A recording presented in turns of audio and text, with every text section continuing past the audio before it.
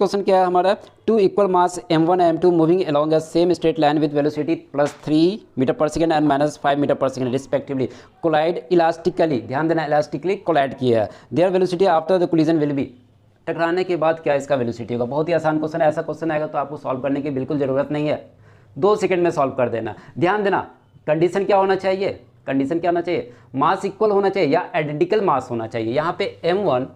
m1 equal to m2 equal to let m, okay, mass equal है, इसका velocity क्या था, क्या दिया हुआ 3 metre per second, 3 metre per second, इसका क्या दिया हुआ है -5 मीटर, हाँ -5 मीटर पर सेकेंड गिवन है, ये दिया हुआ है, ओके। तो आफ्टर कोलिजन क्या होगा, ये वेलोसिटी m1 के पास चला जाएगा और ये वेलोसिटी m2 के पास चला जाएगा, ये यहाँ गया और ये वाला वेलोसिटी इसके पास चला जाएगा। Question complete. ऑप्शन नंबर आपका करेक्ट कौन सा है, 61 का डी करेक्ट ऑप्शन है। अब इसको देखो सॉल्व कैसे करेंगे, इससे ये तो मैंने एकदम शॉर्टकट तरीका बता दिया, सॉल्व कैसे करेंगे वो भी आप लोग देख लो, ठीक। देखना यहाँ पे क्या है, इलास्टिक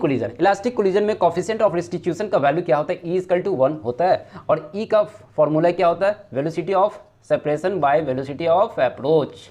ठीक है, U1 माइनस U2 लिख दिया। अब देखो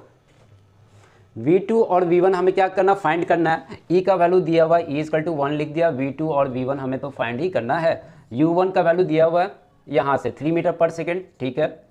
और V2 का वैल्यू क्या दिया हुआ -5 metre per second, okay. Then 1 हम लिख सकते हैं, इसको सॉल्व करेंगे तो कितना होगा 8 हो जाएगा, तो 8 यहाँ पे लिख दिया, V2 minus V1, equation number 1। अब देखो यहाँ पे क्या हो रहा है, यहाँ पे आपका क्या है, इलास्टिक कोलिजन है, इलास्टिक कोलिजन तो हमने यहाँ तक कर लिया। अब क्या होगा, कोलिजन में क्या होता है, मोमेंटम कंजर्व होता है, तो P initial equal to P final हम लिख सकते हैं, बिल्कुल लिख सकते हैं। तो यहाँ पे अच्छा यहाँ पे भी जगह है तो हम लिख सकते हैं P initial equal to P final, ठीक है, यानी कि P इनिशियल क्या होता है m1 u1 plus m2 u2 equal to m1 v1 plus m2 v2, ठीक है यहाँ तक। अब ध्यान देना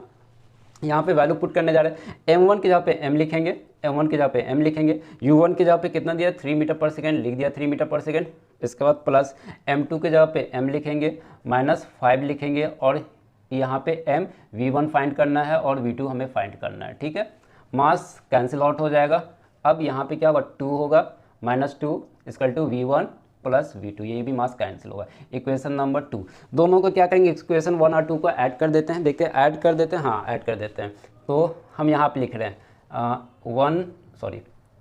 इक्वेशन 1 प्लस इक्वेशन 2, तो क्या होगा, इक्वेशन 1 यहाँ पे उठा के ले जाए 8 equal to v2 minus v1, यहाँ से v1 कैंसिल आउट हो जाएगा, ठीक, और यहाँ पे क्या होगा 8 में से 2 गया तो कितना रह जाएगा प्लस 6 और यहाँ पे 2v2, then v2 equal to क्या आया, v2 इक्वल टू क्या आया 3 आया। अब देखो तो यहाँ पे v2 का वैल्यू 3 आया,